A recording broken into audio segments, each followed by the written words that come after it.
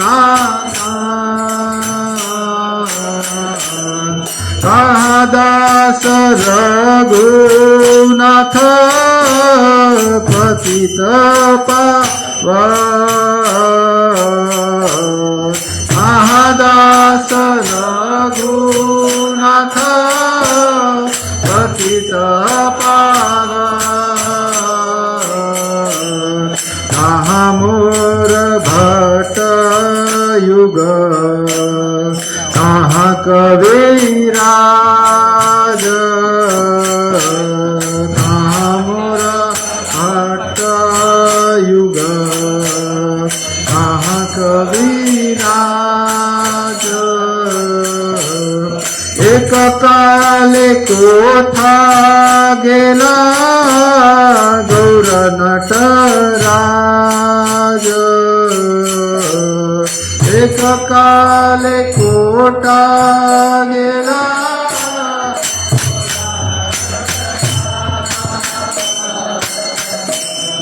आशाने कुटियो माथा धनले पशिब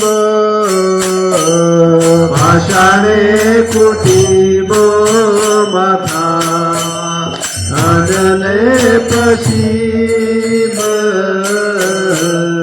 गौरांगे गुणेर निधि कोथा गेला पाव गौरांग गुणेर निधि कोथा गेला पाव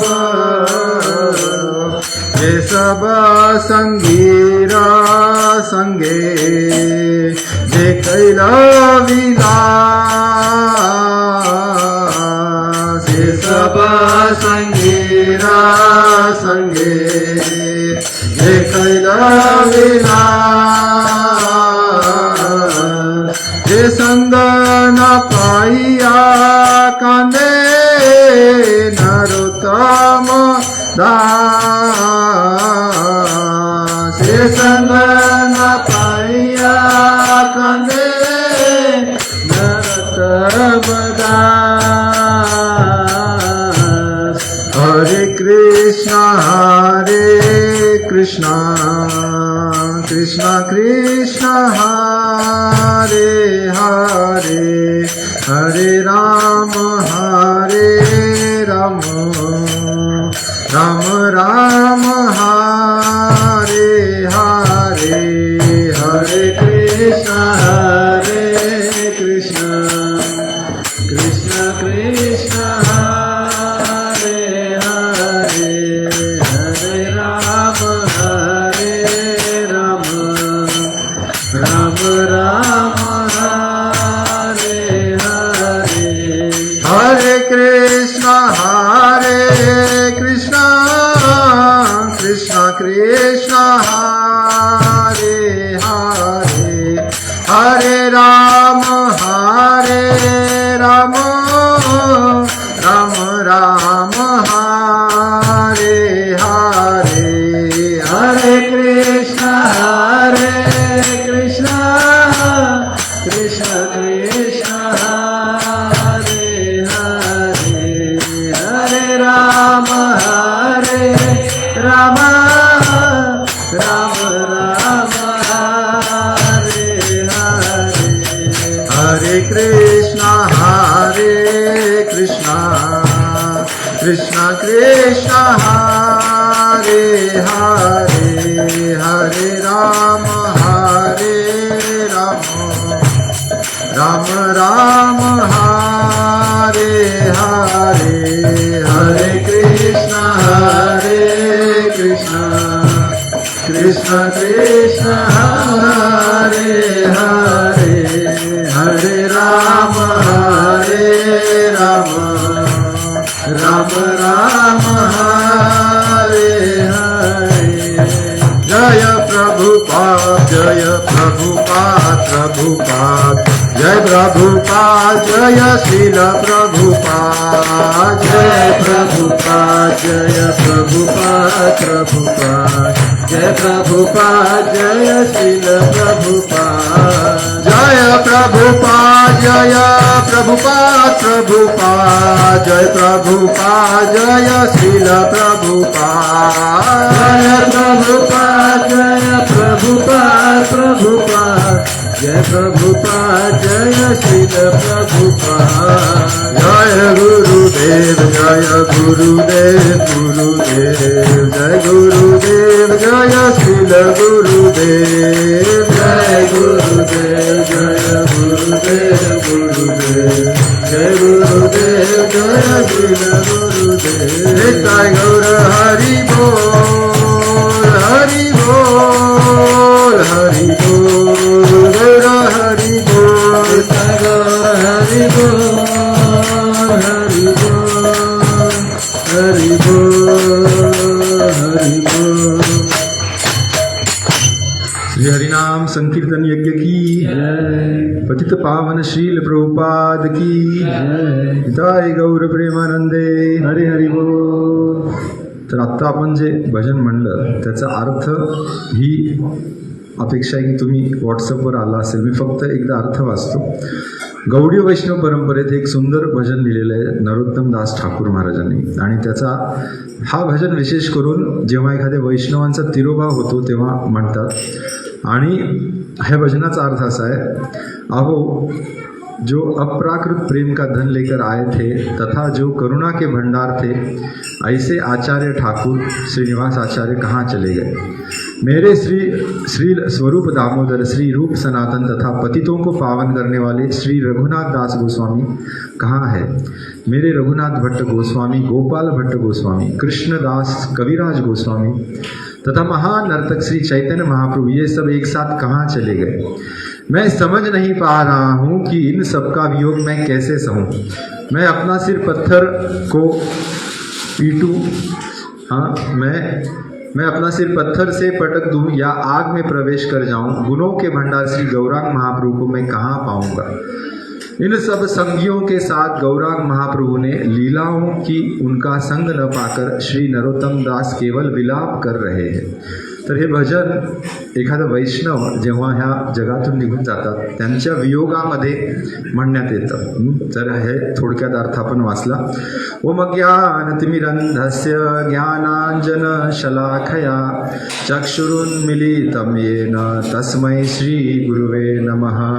श्री चैतन्य मनोभीष्टं स्थापितं येन भूतले स्वयं रूप कदा मह्यं ददाति स्वपदान्तिकं। वन्देऽहं श्रीगुरु श्रीयुतपदकमलं श्रीगुरून् वैष्णवांश्च। श्रीरूपं साग्रजातं सहगण रघुनाथान्वितं तं सजीवं साद्वैतं सावधूतं परिजनसहितं कृष्णचैतन्यदेवं श्रीराधा कृष्णपादान् सहगण ललिता श्रीविशाखान्वितांश्च। हे कृष्ण करुणा सिंधु दीनबंधो जगत्पते गोपेश गोपिकाकांत राधाकांत नमोस्तुते। तप्त कांचन गौरांगी राधे वृंदावनेश्वरी वृषभानुसुते देवी प्रणमामि हरिप्रिये। वाञ्छाकल्पतरुभ्यश्च कृपा सिन्धुभ्य एव च पतितानां पावनेभ्यो वैष्णवेभ्यो नमो नमः। जय श्री कृष्ण चैतन्य प्रभु नित्यानंद श्री अद्वैत गदाधर श्रीवासादि गौर भक्त वृंद। हरे कृष्णा कृष्णा कृष्णा हरे हरे, हरे राम राम राम हरे हरे। जयतां सुरतोर्भंगो मम मंदमतेर्गति मदसर्वस्व पादाम्भोजो राधा मदन मोहनो। दिव्यवृन्दारण्यकल्पद्रुमदः श्रीमद्रत्नागार सिंहासनस्थो श्री श्री राधा श्रील गोविंद देवो पृष्ठानिधि सेव्यमानं स्मरामि। श्रीमान रासरसारंभी वंशीवटतटस्थित कर्षन् वेणुस्वनैर्गोपी गोपीनाथ स्त्रियेस्तुना। हरे कृष्ण। तर सर्वांचं खूप खूप स्वागत आहे आजच्या ह्या सुंदर सोहळ्यामध्ये, जिथे आपण सर्व वैष्णव एकत्र येऊन जे आपले संस्थेचे संस्थापक आचार्य आहेत श्रील प्रभुपाद, त्यांचं गुणगान आणि त्यांचा तिरोभाव तिथी आपण आज साजरी करणार आहोत. ऑलरेडी हा तिथी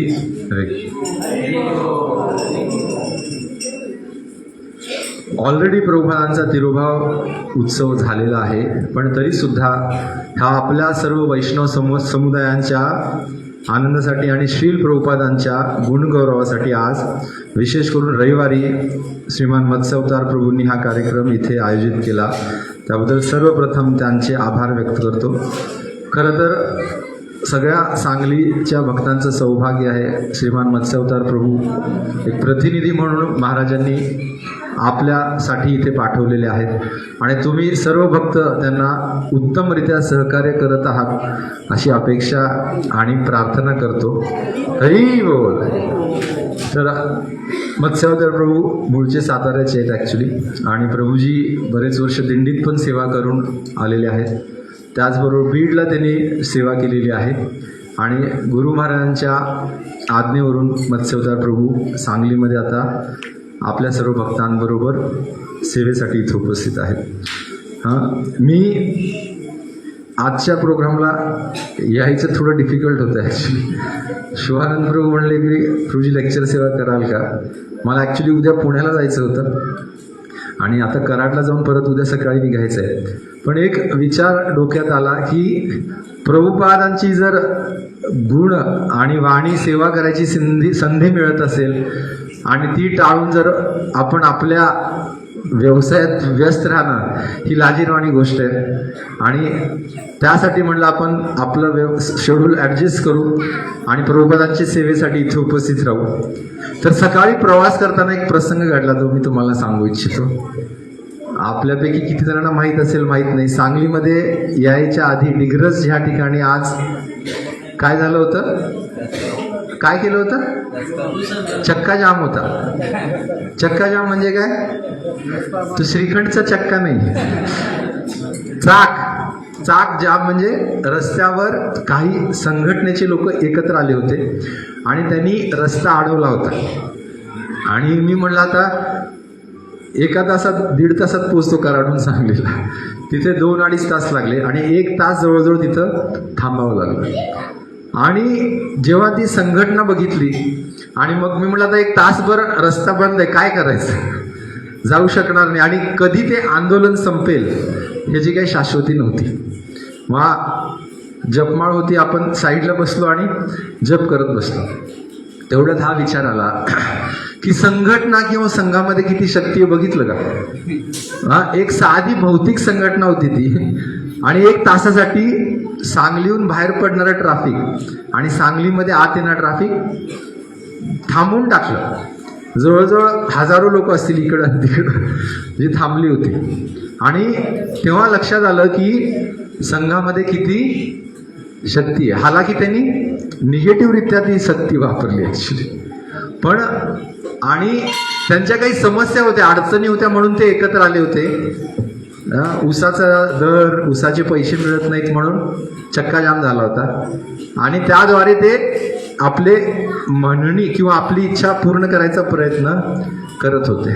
विचार केला की ह्या भौतिक जगातल्या लोकांच्या एवढ्या जोरदार संघटना आहेत आणि ते एवढं डेडिकेटेडली काम करतात आणि हे जर अशी ह्याचं कंपॅरिझन नाही होऊ शकत. पण आपण ज्या संघटनेत आहोत त्याचं नाव काय आहे, आंतरराष्ट्रीय श्रीकृष्ण भावनामृत संघ इस्कॉन. तर अशी एक दिव्य संस्था आहे. ह्याचा जर आश्रय ह्या लोकांनी घेतला तर त्यांच्या सगळ्या समस्या कायमच्या नष्ट होऊन जातील.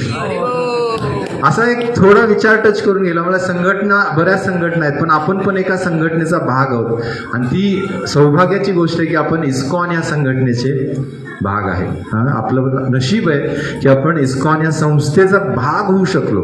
कितपत भाग घेतोय न घेतोय हा दुसरा चर्चेचा विषय, पण असं विचार येऊन गेला त्यामुळं हा प्रसंग शेअर करावा वाटला.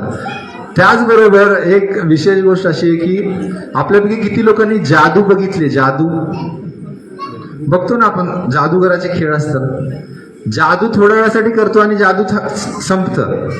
पण प्रभुपाद हे असे जादूगार आहेत, त्यांची जादू नष्ट होऊ शकत नाही. ती जादू वाढतच चाललेली आहे जगामध्ये. आणि त्या जादूगार व्यक्ती ही जी व्यक्ती आहे ती असे भगवंताचे निस्सीम भक्त आहेत. ते जादूगार कोण दुसरे तिसरे नसून श्रील प्रभुपाद आहेत. आणि त्या जादूगार भक्ताबद्दल, त्या शुद्ध भक्ताबद्दल मी बोलू इच्छित म्हणजे आहे, पण माझी पात्रता नाही आहे. पण प्रभुपादांच्या संघटनेत येणं ही एक पात्रता आहे आणि प्रभुपादांनी आपल्या सगळ्यांना पात्र बनवलंय. अशा विचाराने आपण श्री प्रभुपादांबद्दल श्रवण करू. ऍक्च्युली माझी इच्छा होतं की आपण सगळेजण बोलून ते श्रवण करून थांबायला पाहिजे होतं. आणि एवढं सुंदर वक्तव्य सगळेजण प्रभुपादांबद्दल करत होते आणि ऐकत जावं असं वाटत होतं.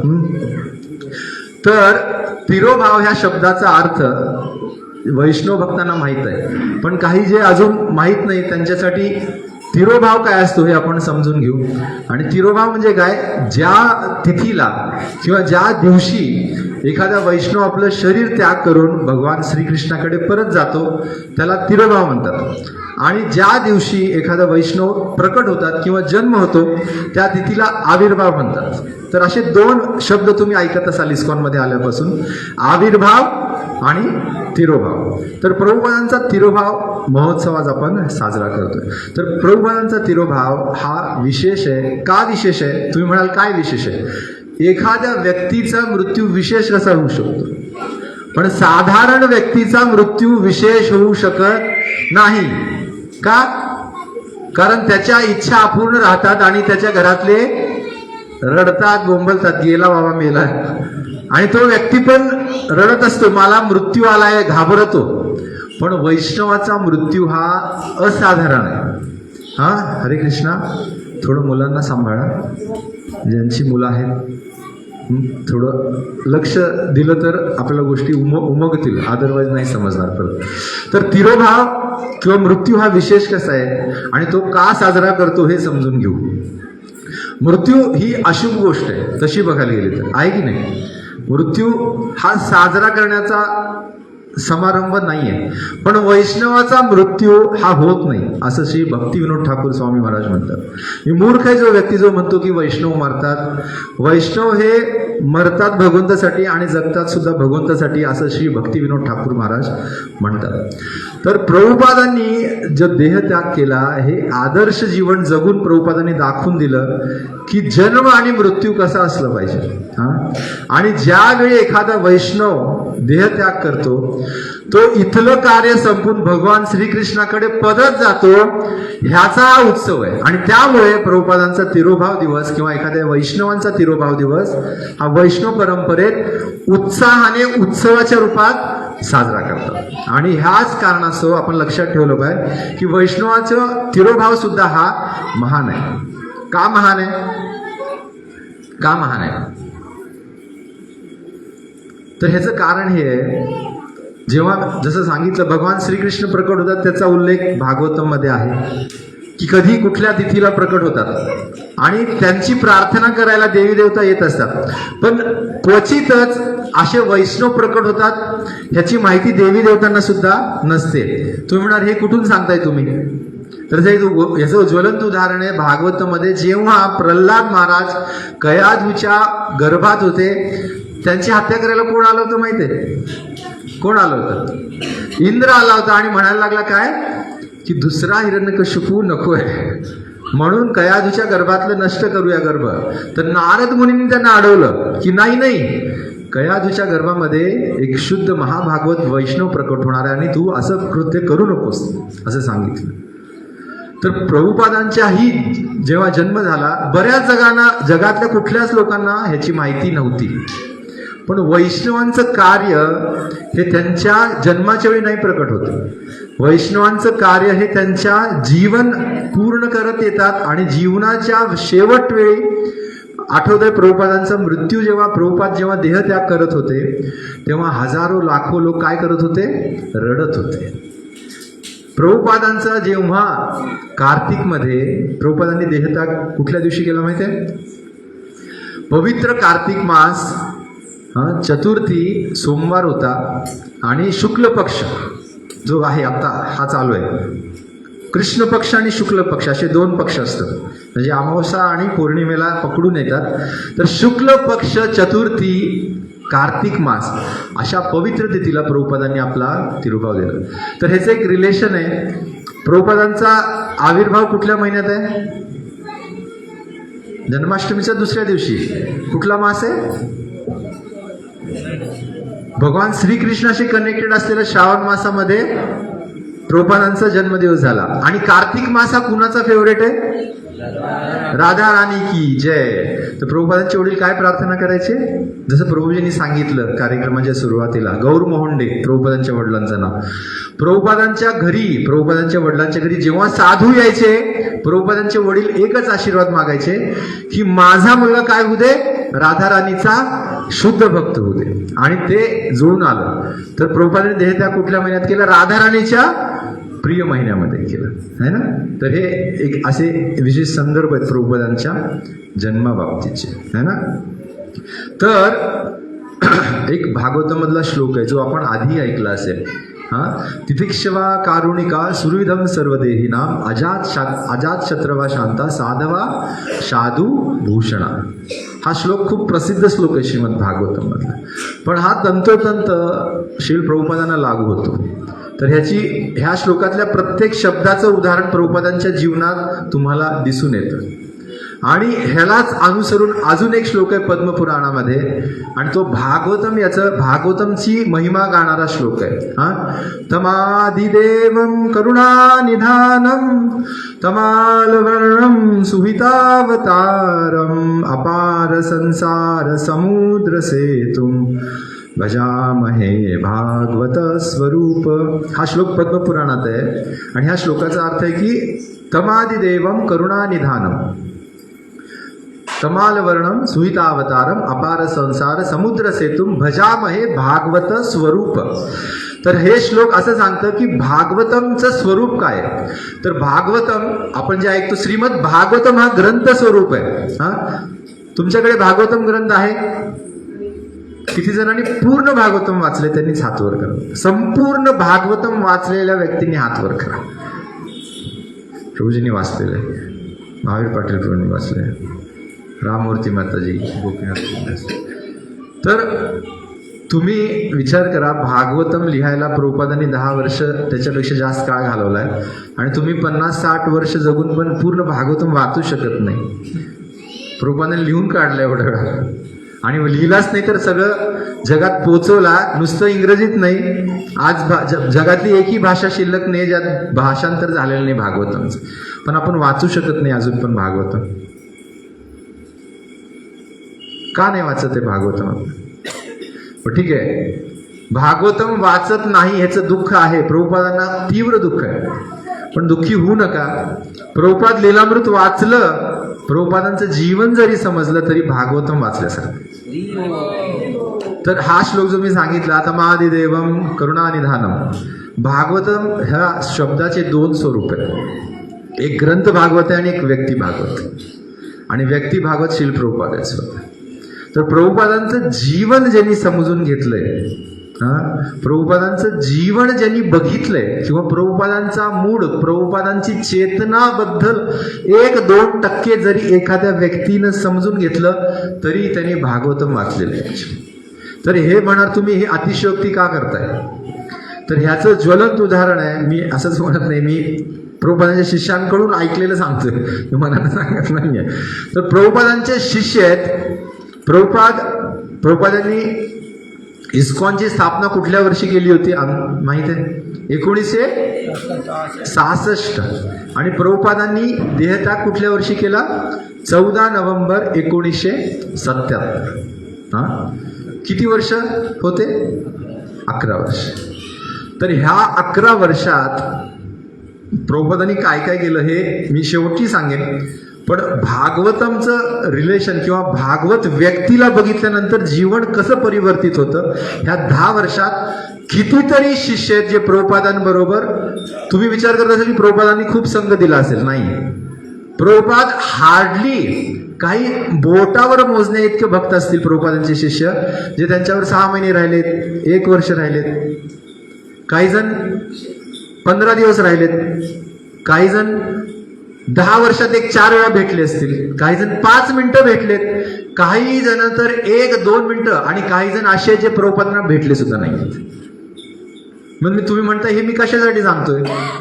तर ह्यासाठी सांगतोय, इस्कॉन संस्थेमध्ये आजही असे भक्त आहेत, आजही असे संन्यासी आहेत जे प्रभुपादांबरोबर फक्त काही मिनिटासाठी होते, आणि ते बघून, प्रभुपादांचं कार्य बघून त्या भक्तांचं जीवन एवढं परिवर्तित झालं की संपूर्ण आयुष्य ते प्रभुपादांच्या इस्कॉनमध्ये अहोरात्र दिवस रात्र सेवा अजूनही करत आहेत.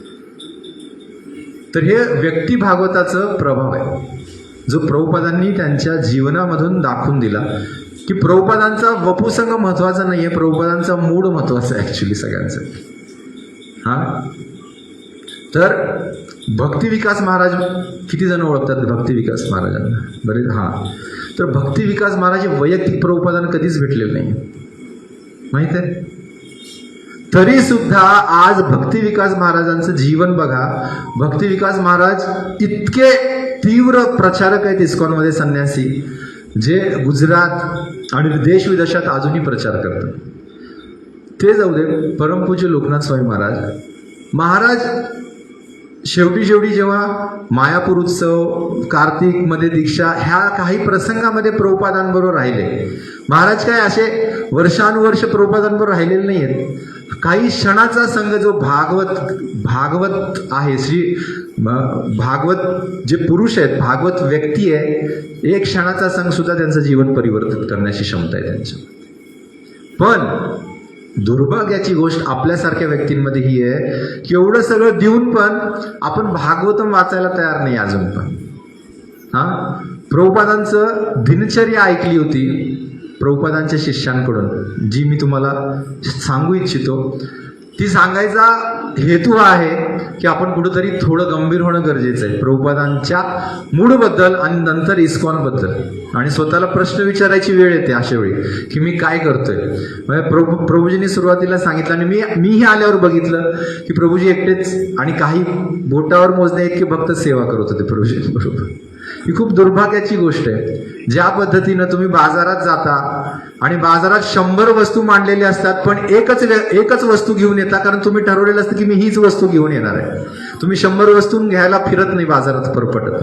आणि त्याच पद्धतीनं ज्या व्यक्तीला भगवंताला प्राप्त करायचं आणि भक्ती करायची आहे, तो कारण देत नाही इकड तिकडची, तो अवश्य येऊन भक्तीचे प्रयत्न आणि सेवा करायला प्रयत्न करत असतो. तर असं करू नका. प्रभूजी एवढं तळमळीनं आपलं चांगलं सेंटर आणि कार्य सोडून सांगलीला आलेले आहेत, आणि प्रभूजी स्वतः सेवा करतायत आणि आपण नंतर येतोय. ही काही म्हणजे वाखाणण्यासारखी गोष्ट नाही आहे. म्हणजे मला सांगायचं नव्हतं, पण इस्कॉनचं कार्य करताना संघाचं कार्य असं एकट्यात, म्हणजे सगळं जसे शेतकरी संघटनेचा अध्यक्ष एकटा नव्हता त्या उपोषणामध्ये, सकाळी 100-150 लोक रस्त्यावर होते, आणि एकट्यानं हे कार्य होणं अशक्य आहे ऍक्च्युली. तर प्रभुपादांची दिनचर्याबद्दल थोडं श्रवण करू. प्रभुपादांचं इस्कॉनच्या आधीची दिनचर्या मी तुम्हाला सांगतो. हृदयानंद दास गोस्वामी नावाचे एक वृंदावनातील भक्त आहेत, आणि जशी राधा दामोदर मंदिरात 70 वर्ष पुजारी सेवा करत होते. किती वर्ष? 70 वर्ष. जे कुठं वृंदावनात राधा दामोदर मंदिर बघितले आपण सगळ्यांनी, जे दामोदर मास चालू आहे विशेष. राधा दामोदर मंदिरात जेव्हा प्रभुपाद राहत होते, तेव्हा ते सांगितलं की प्रभुपाद जे 7 गोस्वामींचे मंदिर आहेत महत्वाची, 7 मंदिर माहिती आहेत गोस्वामींची, त्याचा उल्लेख नाही करत आता. दररोज सकाळी प्रभुपाद पहाटे उठायचे जप करत त्या 7 मंदिरात जाऊन दर्शन घ्यायचे, आणि हे दर्शन संपून त्यांना राधा दामोदर मंदिरात परत यायला किती वाजायचे? 11 वाजता परत यायचे. कुकिंग करायचे स्वतः.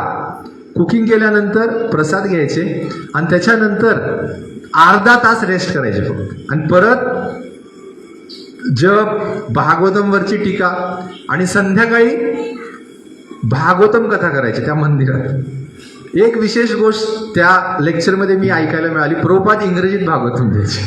वृंदावनात कुणाला कळायचं नाही, पण शेवटी जेव्हा प्रभुपाद त्यांच्या विदेशी भक्तांना घेऊन वृंदावनात त्या सगळ्या लोकांना कळालं की प्रभुपाद का इंग्रजीमध्ये भागवतम देत होते, का? आणि ते तयारी करत होते भागवतम द्यायची. आणि त्यांना कळायचं नाही की महाराजजींना बंगाली येतं, हिंदी येतं, पण हे इंग्रजीत का बोलतायत? कारण ती तयारी होती कशाची? इस्कॉनमध्ये विदेशात जाऊन जेव्हा प्रभुपाद प्रचार करणार होते ती पूर्व तयारी करत होते. आणि ही दिनचर्या होती. आणि रात्री ते हृदयानंद दास गोस्वामी सांगायचे, एक रडण्याचा जोर जोरात आवाज यायचा. त्यांना कळायचं नाही कोण रडतं एवढ्या रात्री. आणि ते एक दिवशी थांबतात आणि बघतात, प्रभुपादांच्या खोलीवरती चढून बघतात, तर प्रभुपाद जोर जोरात रडत असतात की हे रूप, हे सनातन, तुम्ही मला तुमची कृपा कधी द्या. आणि असं म्हणत प्रभुपाद रूप गोस्वामीची समाधी आहे राधा दामोदर मंदिरात, तिथे झाडू करायचे रात्री. विचार करा, आपण आपलं घर जाळायला नको म्हणतो, इथं येऊन सेवा करायला नको म्हणतो, पण हे जे भागवत आहेत, भागवत पुरुष आहेत, ह्यांची जी भक्तीची तीव्रता आहे ह्याच्यातनं दिसून येतं. म्हणजे रात्री रूप आणि सनातन गोस्वामी यांची समाधीमध्ये प्रभुपाद झाडू लावायचे आणि प्रार्थना करायचे काय, की मला तुम्ही शक्ती प्रदान करा, मी हे माझ्या गुरूंचं कार्य कसं पूर्ण करू शकेन. आणि हृदयानंद गोस्वामी हा अनुभव शेअर करतात आणि अशी दिनचर्या पूर्ण होते. त्याच्यानंतर आपण अजून एक गोष्ट समजून घेऊ, प्रभुपाद कसे विदेशात गेले, काय केलं, आणि प्रभुपादांचं इस्कॉनमध्ये विशेषता का आहे, आणि प्रभुपाद हे युगाचार्य किंवा जगद्गुरु आचार्य काय आहेत हे आपण समजून घेऊ आज थोडक्यात. कारण इस्कॉनमध्ये येऊन जर प्रभुपादांविषयी समजून घेतलं नाही, प्रभुपादांच्या कार्याबद्दल जर तळमळता निर्माण झाली नाही, तो व्यक्ती इस्कॉनमध्ये राहू कधीच राहू शकत. मग त्याला इतर बऱ्याच गोष्टी, मग प्रभुपादांनी काय दिले, मग हे इकडे जातो, त्याचा ऐकतो, इकडे जातो, हे चालू व्हायला लागतं.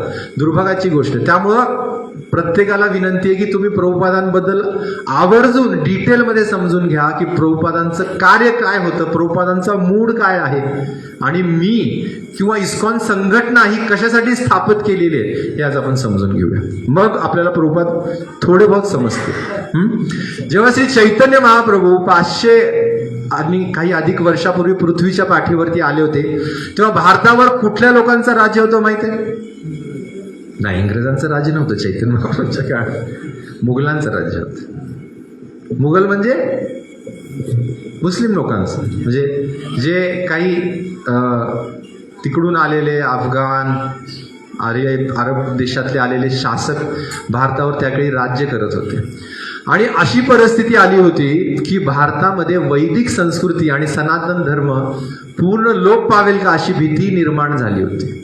आणि ज्याप्रमाणे भगवंत म्हणतात की यदा यदा हि धर्मस्य ग्लानिर्भवती भारत अभ्युत्थानम धर्मस्य तदाप्यानम सृजाम्यहम. तर भगवंत 5000 वर्षापूर्वी निघून गेले, पण भारत भूमीवरती भगवंताचं एवढं प्रेम आहे. आणि जेव्हा त्यांना लक्षात आलं की पृथ्वीवरती जे भारत देश आहे, जिथून वैदिक संस्कृतीचा प्रचार होणार आहे, तिथे परत अशी सत्ता येऊ शकते की ही संस्कृती लोप पावेल. आणि धर्माच्या नावाखाली अधर्म वाढला होता, पशुहत्या वाढली होती, कर्मकांड वाढला होता. आणि त्यावेळी चैतन्य महाप्रभू काय आले, प्रकट झाले. आणि त्यांनी काय केलं चैतन्य महाप्रभूंनी काय केलं?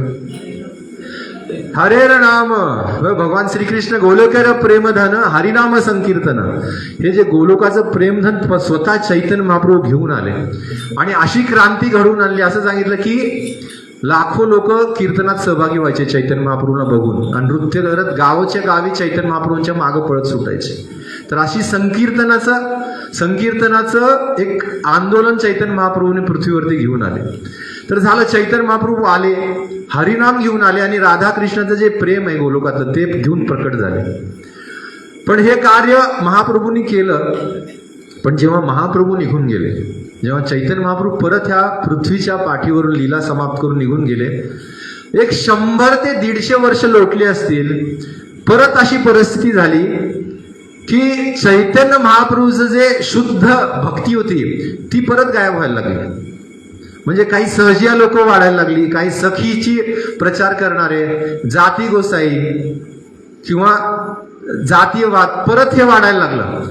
आणि कुठंतरी परत 100-150 वर्ष उलटल्यानंतर हे चैतन्य महाप्रभूचं शुद्ध प्रेम आहे, हे आंदोलन, हे संकीर्तन आंदोलन परत विस्कळीत झालं. आणि शुद्ध भक्ती काय आहे हे कोणालाच माहीत नव्हतं. आणि चैतन्य महाप्रभूच्या आंदोलनाबद्दल आदर सुद्धा कमी व्हायला लागला होता भारतात. हे लक्षात आल्यावर परत भगवंतांनी अजून एक योजना केली आणि कुणाला पाठवलं? प्रभुपादांना नाही पाठवलं. प्रभुपाद आता एक 100-150 वर्षापूर्वी प्रकट झाले. तर 150 वर्षानंतर भक्ती विनोद ठाकूर महाराज प्रकट झाले. आणि जेव्हा भक्ती विनोद ठाकूर महाराज प्रकट झाले तेव्हा अशी परिस्थिती होती, चैतन्य चरित्रामृत हा ग्रंथ आहे, ह्याची मूळ प्रत सुद्धा सापडत नव्हती. म्हणजे चैतन्य चरित्रामृत नावाचा ग्रंथ कुठंच मिळत नव्हता त्यांना. त्याची मूळ प्रत, ओरिजिनल ग्रंथाची कॉपी सुद्धा मिळत नव्हती. तर भक्ती विनोद ठाकूर महाराज हे काय होते? मॅजिस्ट्रेट होते, जज म्हणून कार्य करायचे. तर त्यांच्या त्या प्रभावामुळे किंवा त्यांच्या पोझिशनमुळे ओडिसामध्ये चैतन्य चरितामृताची मूळ कॉपी त्यांना मिळाली. आणि सौभाग्यवश त्यांनी त्या कॉपीला आपल्याकडे घेतलं आणि त्याच्यावर आपल्या अमृतवाणी टीका लिहून काढली. आणि काय केलं? चैतन्य महाप्रभूंचं आंदोलन परत पूर्वपदावर आणलं. म्हणजे जे काही लोक चैतन्य महाप्रभूच्या मनाने, म्हणजे आपल्या मनाप्रमाणे प्रचार करायचे, काही सखीभाव प्रचार करायचे, सहजिया लोक प्रचार करायचे, आणि मूळ जो चैतन्य महाप्रभूचा भाव होता, शुद्ध भक्ती, तो परत भक्ती विनोद ठाकूर महाराजांनी स्थापित केला. पण भक्ती विनोद ठाकूर महाराजांना खूप कमी वेळ मिळाला आणि त्यांनी काय केलं की हे आंदोलन पुढं कसं जाईल ह्याची त्यांना चिंता वाटायला लागली. त्यांनी काय केलं? जगन्नाथपुरीत असताना काय केलं होतं त्यांनी? काय केलं जगन्नाथपुरीत? भक्ती विनोद ठाकूर महाराज त्यांनी जगन्नाथाकडे प्रार्थना केली की हे जगन्नाथ, मला हे चैतन्य महाप्रभूंचं आंदोलन पुढे न्यायचं आहे, तर तुम्ही तुमचा पार्षद माझ्याकडे पाठवा, ज्याच्या करून हे आंदोलन पुढे सेवा करता येईल. हा, तर त्या प्रार्थनेला प्रतिसाद देऊन जगन्नाथांनी कुणाला पाठवलं? त्यांच्या पुत्र रूपात कोण प्रकट झाले? श्री भक्ती सिद्धांत सरस्वती ठाकूर. तर जेव्हा ही प्रार्थना केली तेव्हा शुद्ध भक्ताची प्रार्थना भगवंत अवश्य ऐकतात आणि त्या प्रार्थनेला प्रतिसाद देऊन भक्ती सिद्धांत सरस्वती ठाकूर प्रकट झाले. आणि जे आंदोलन लुप्त झालं होतं ते सर्व परत स्थापित केलं भक्ती विनोद ठाकूर महाराजांनी. आणि त्या आंदोलनाचा संघरूपामध्ये म्हणजे संघटनेचं स्वरूप दिलं कुणी? भक्ती सिद्धांत सरस्वती ठाकूरांनी. आणि त्यांनी काय स्थापित केलं? त्या संघटनेला नाव काय दिलं? गौडीय मिशन किंवा गौडीय मठ ह्याची स्थापना केली. त्याची स्थापना का केली? आणि ती स्थापना फक्त मायापूर किंवा कोलकात्यामध्ये नाही केली. फक्त 15 वर्षामध्ये भक्ती सिद्धांत सरस्वती ठाकूरांनी जवळजवळ किती मठ स्थापित केले माहिती? भारतात 64 मठ. 63 भारतात होते आणि एक बाहेर होतं. आय थिंक म्यानमार का, ह्या भारताच्या जवळ एक देश आहे, भूटान का म्यानमार ह्या देशामध्ये स्थापित केली.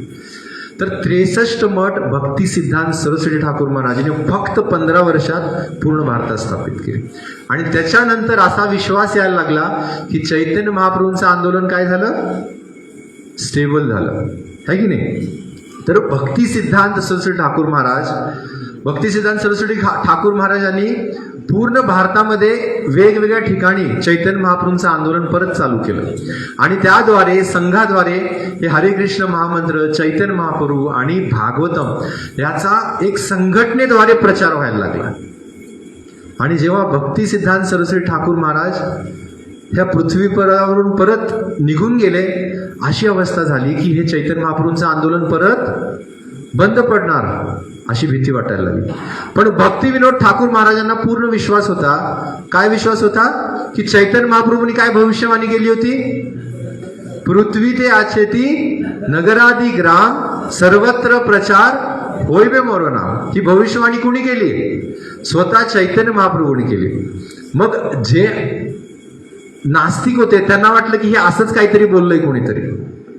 पण भक्ती विनोद ठाकूर महाराजांनी त्यावेळी सांगितलं होतं की हे एक दिवस नक्की असा येईल की चैतन्य महाप्रभूचं जे आंदोलन आहे ते पृथ्वीवरती सर्व देशांमध्ये जाईल. आणि त्या एक विशिष्ट चैतन्य महाप्रभूच्या शब्दावरती विश्वास भक्ती विनोद ठाकूर महाराज पूर्ण विश्वास होता की हे आंदोलन नक्की पृथ्वीवरती सगळीकडे पसरेल. आणि 1896 हे जे वर्ष आहे, हे वर्ष कुठलं वर्ष?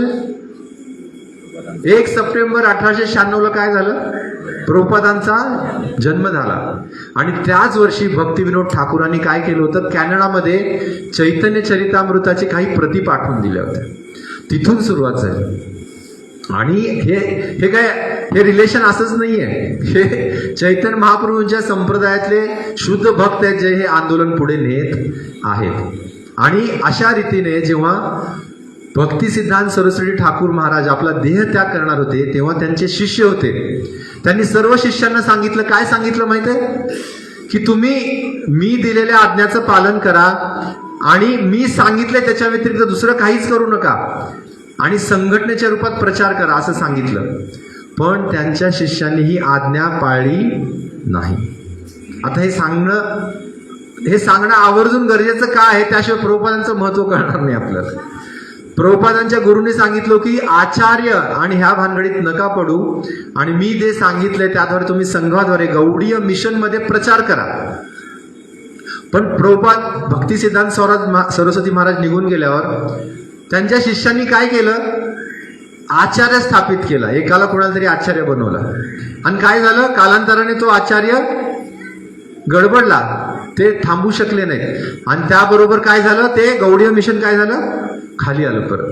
आणि त्याच्यामध्ये इतके विवाद व्हायला लागले आणि कुणीच कुणाचं ऐकेना. प्रत्येक जण मान आणि प्रतिष्ठासाठी मी आचार्य होणार, प्रत्येक जण आचार्य व्हायला बघायला लागला. आणि ह्याच्यामध्ये काय झालं, जो प्रचार आहे, जे चैतन्य महाप्रभूंचं आंदोलन कुठं न्यायचं होतं, पूर्ण पृथ्वीवरती, ते काय झालं, दळमळलं परत. आणि प्रभुपादांच्या गुरूंना भेटले होते. आणि त्यावेळी प्रभुपादांनी पहिल्या भेटीतच काय आज्ञा मिळाली होती प्रभुपादांना, तू विदेशात जाऊन प्रचार कर आणि तू इंग्रजी बोलू शकतोस तर इंग्रजीत प्रचार कर, इथं नाही विदेशात जाऊन कर, असं पहिल्याच भेटीत सांगून टाकलं होतं. आणि ज्यावेळी प्रभुपादांनी अमेरिकेत जाऊन इस्कॉन स्थापना केली, आणि इस्कॉन स्थापना नव्हती केली बरं का, 1966 साली इस्कॉन स्थापित करायची इच्छा प्रभुपादांची नव्हती. जेव्हा प्रभुपाद 1965ला गेले आणि अमेरिकेत असं दिसायला लागलं की आपल्याला रिस्पॉन्स मिळतोय, लोक ऐकतायत, त्यांनी काय केलं होतं माहितीये, त्यांनी आपल्या गुरुबंधूंना पत्र लिहिलं. कुणाला, भक्ती सिद्धांत सरस्वती ठाकूर, प्रभुपादांचे गुरूंचे जे शिष्य होते त्यांना पत्र लिहिलं की तुम्ही मला इथे पैसे पाठवा थोडे आणि काही ब्रह्मचारी पाठवा जेणेकरून ते प्रचार करू शकतील. पण त्यांना काय पत्र आलं माहितीये, तुम्ही वाचलंय कधी प्रभुपाद लीलामृत, त्याच्यामध्ये प्रभुपाद उल्लेख करतात की आम्ही हे पैसे अमेरिकेला वेस्ट करणार नाही, आम्ही तुम्हाला 1 रुपयाही देऊ शकणार नाही आणि आम्हाला क्षमा करा, अशा रूपात त्यांच्या गुरुबंधूंनी त्यांना पत्र लिहिलं. तर प्रभुपादांना इतकं वाईट वाटलं त्यावेळी की एवढी मोठी संधी असताना विदेशात प्रचाराला मला कुठल्याच प्रकारची मदत मिळत नाहीये, असा जेव्हा विचार आला तेव्हा प्रभुपादांनी ठरवलं काय, प्रभुपाद गौडीय मठच स्थापना करणार होते, गौडीय मिशनच स्थापना करणार होते. पण त्यांना रिस्पॉन्स मिळाला नाही, त्यांना निधी मिळाला नाही आणि त्यांना आश्वासनही मिळालं नाही की आम्ही तुम्हाला मदत करू. मग प्रभुपादांनी ठरवलं की माझ्या गुरूंचा जो इच्छा आहे, माझ्या गुरूंची जी इच्छा आहे पाश्चात्य देशात प्रचार व्हायला पाहिजे, तर प्रभुपादांनी त्यावेळी ठरवलं की मी इस्कॉन स्थापित करणार.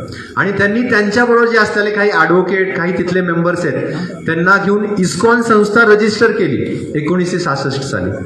आणि जेव्हा इस्कॉन रजिस्टर केलं, प्रभुपादांना विचारलं इस्कॉन म्हणजे काय, ॲडव्होकेटनं विचारलं आणि काही जे मेंबर्स होते त्यांनी विचारलं इस्कॉन काय, तर ते म्हणाले international society for Krishna consciousness.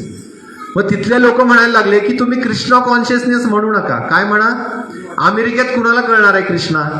प्रभुपादांना म्हणायला लागले तुम्ही काय नाव द्या, international society for God consciousness.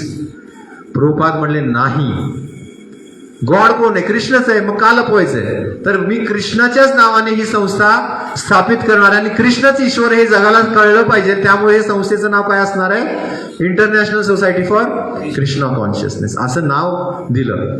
तर तुम्ही अमेरिकेत त्यावेळी प्रचार करणारे काही इतर तथाकथित आध्यात्मिक संस्था होत्या, त्या लोकांचं मूड बघून फिलॉसॉफी चेंज करायच्या. म्हणजे ईश्वर यथमत तथपत म्हणणारे पण काही स्वामी होते, की तुम्हाला वाटतंय तशा पद्धतीने तुम्ही लाईटमध्ये ईश्वर आहे, तुम्ही ईश्वर आहे, मी पण ईश्वर आहे, असे पण लोक सांगत होते. पण प्रभुपादांनी कधीही कण मात्र किंवा इंचभर सुद्धा आपल्या फिलॉसॉफीवर दळमळले नाहीत.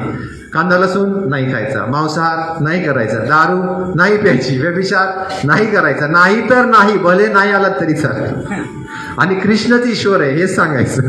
अशा कार्यावर जेव्हा प्रभुपादांनी कार्य केलं आणि त्याच्यानंतर जे यश प्राप्त झालं ते तुम्ही बघू शकताय. प्रभुपादांनी हे आंदोलन स्थापित करताना 1 इंच सुद्धा कॉम्प्रोमाइज केलेलं नाहीये. आणि लास्टला एकच गोष्ट सांगतो, म्हणजे ऑलरेडी वेळ खूप झालेली आहे, लेट झालेला आहे, की प्रभुपाद म्हणायचे. एक प्रसंग घडला होता मुंबईमध्ये. एक पत्रकाराने एका कार्यक्रमाची न्यूज दिली होती आणि त्या न्यूजमध्ये प्रभुपादांचं नाव नव्हतं छापलं.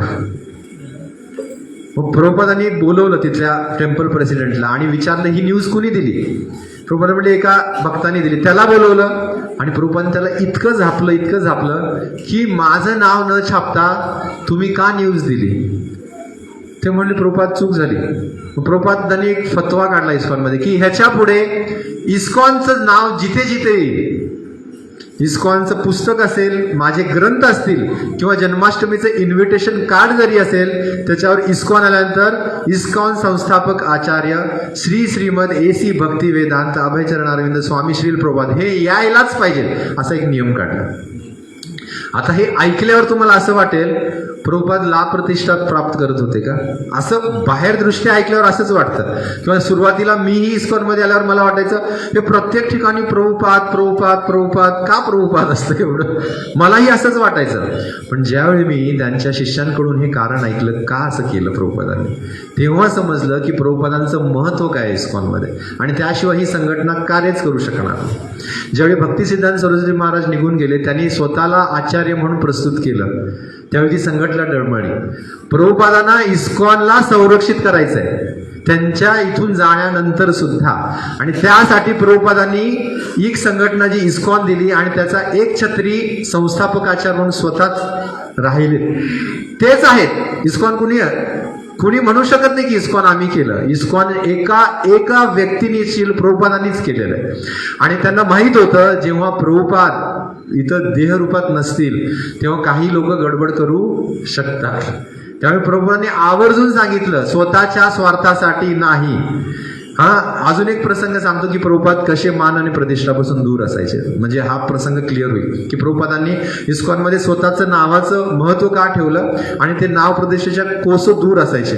जेव्हा एक पत्रकार येऊन प्रभुपादांना पत्रकार परिषदे म्हणायचा की चैतन्य महाप्रभूने फक्त भारतात प्रचार केला, पण तुम्ही तर भारताच्या बाहेर सुद्धा प्रचार केला, तर प्रभुपाद मी म्हणायचे मी निमित्त आहे, मी काही केलेलं नाहीये आणि गुरु महाराज आणि चैतन्य महाप्रभूने हे माझ्याकडून करून घेतलंय असं सांगायचे. आणि कधीच क्रेडिट घ्यायचे नाहीत प्रभुपाद. पण जेव्हा इस्कॉनला प्रोटेक्ट करायची वेळ यायची तेव्हा प्रभुपाद म्हणायचे नाही, इस्कॉन संस्था ही 10,000 वर्ष चालू राहिली पाहिजे आणि ती तेव्हाच चालू राहील जेव्हा त्याचा एक संस्थापकाचार नेहमीसाठी स्थिर राहील आणि तो मी असेल नेहमीसाठी. आणि त्यावेळी हे सर्वजण इस्कॉनला फॉलो करतील. आणि प्रभुपादांनी जाता जाता हेच सांगितलं की माझ्यावरचं प्रेम तेव्हा सिद्ध होईल जेव्हा तुम्ही सर्व एकमेकांमध्ये सहकार्य करा. जर ही संघटना नसेल आणि या संघटनेचा एक संस्थापक आचार्य म्हणून प्रभुपाद नसतील तर आपण आपल्यामध्ये कोऑपरेशन कधीच करू शकणार नाही. हे प्रभुपादांनी दाखवून देण्यासाठी एम्फेसिस केलं होतं की मीच हा इस्कॉनचा आजीवन संस्थापक आचार्य आहे आणि राहील. तर हे आपण कधीच विसरायचं नाही. आणि प्रभुपाद तिरोभाव दिवशी आपण हीच प्रार्थना करायची की प्रभुपादांचं जे कार्य आहे, जसं प्रत्येक जण स्वीट राईस बनवू शकत नाही, बनवू शकतो का, काही ठराविक लोक स्वीट राईस बनवू शकतात, पण स्वीट राईसचं वितरण हे सगळे करू शकतात. जर शुद्ध भक्ती कृष्ण भक्ती प्रभुपाद घेऊन आलेले आहेत. आपण कृष्ण भक्ती स्वीट राईस करू शकत नसलो तर ते स्वीट राईसचं वितरण तरी करू शकतो. प्रभुपादांचे ग्रंथ रूपात आणि त्यांच्या संस्थेत सेवेच्या रूपात स्वीट राईसचं वितरण करायचं एवढंच सांगितलं प्रभुपादांनी. स्वीट राईस प्रभुपादांनी बनवून ठेवलेलं आहे, त्याचं वितरण करायचंय फक्त. श्रील प्रभुपाद की हरे कृष्ण. खूप खूप धन्यवाद.